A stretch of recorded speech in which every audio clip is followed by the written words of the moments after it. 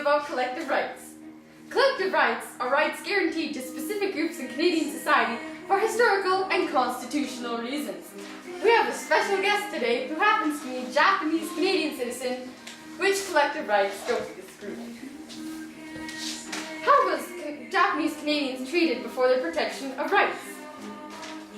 On December 7, 1941, during World War II, Japan attacked Pearl Harbor.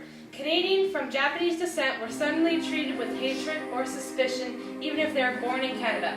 For fear of spies, the Canadian government decided to move all people of Japanese descent away from the Pacific coast. The Japanese Canadians were told by the federal government to either move to another province east of the Rockies or go back to Japan. They passed the War Measures Act.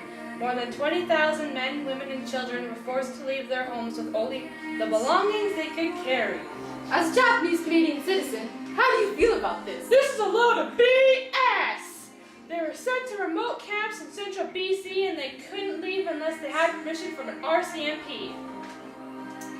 The Japanese were promised by the government that their homes would be taken care of, but they were sold in 1943, as well as their businesses and possessions. Decades of hard work were flushed down the toilet.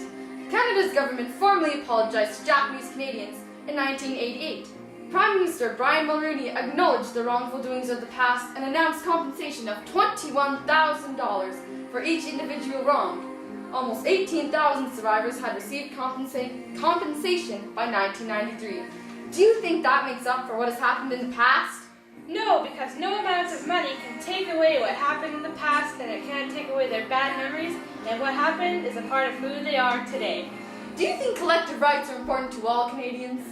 Yes, I do, because they are a part of the relationship between Canadian citizens and the government, and they create opportunities for groups of Canadians with different nationalities, and they might not have in other countries.